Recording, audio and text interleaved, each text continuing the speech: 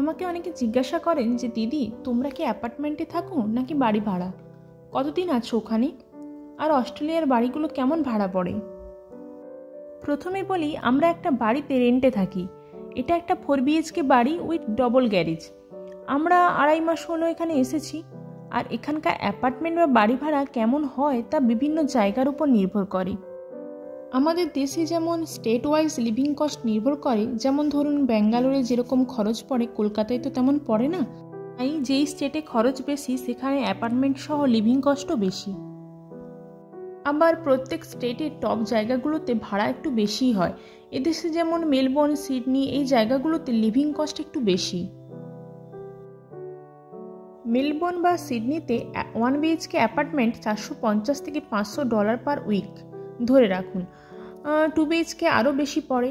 আবার একটু সাবাব সাইডে হলে $450 থেকে $500 পার উইকে আপনি একটা বাড়ি ভাড়াও পেয়ে যাবেন। মান্থলি ওই 2000 থেকে $2500 বা $3000 মতো। এরপর এর সাথে যুক্ত হয় ইলেকট্রিক বিল, গ্যাসের বিল, জলের খরচ। তবে অ্যাপার্টমেন্ট নিলে আপনি সব কিছুই সাজানো গোছানো পাবেন, এই যেমন ফ্রিজ, মাইক্রোওভেন, ডিশওয়াশার। তবে ওদের জলের খরচ আর গ্যাসের খরচ সব কিছুই ইনক্লুডেড থাকে। এবার যদি কেউ কমের মধ্যে অ্যাপার্টমেন্ট নেয় তখন লন্ড্রি রুম নাও থাকতে পারে, তখন আবার অ্যাপার্টমেন্টের কমন লন্ড্রি বা আলাদা করে লন্ড্রি ল্যাবে গিয়ে কাচতে হয়, সেক্ষেত্রে তখন আলাদা করে আবার একটা ভাড়া দিতে হয়।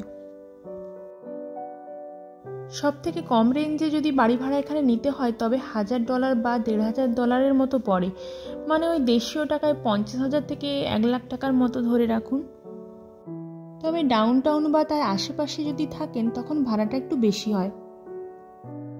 ভালোভাবে বা মোটামুটিভাবে কেউ যদি নিতে চায় $2000 থেকে $3000 পড়েই যায়। আমরা যে জায়গাটাতে থাকি ওটা হলো উইন্ডাম ভ্যালি, মেলবোর্ন থেকে প্রায় 30 কিলোমিটার দূরে, যেতে ওই 40 থেকে 45 মিনিট মতো লাগে।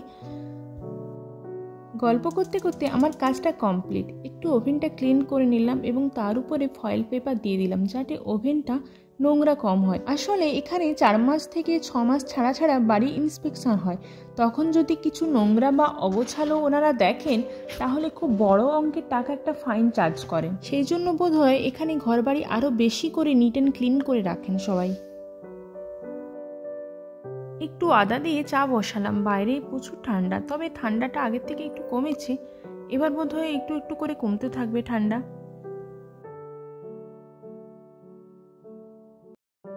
ওকে, তাহলে ভিডিওটা এখানে শেষ করছি।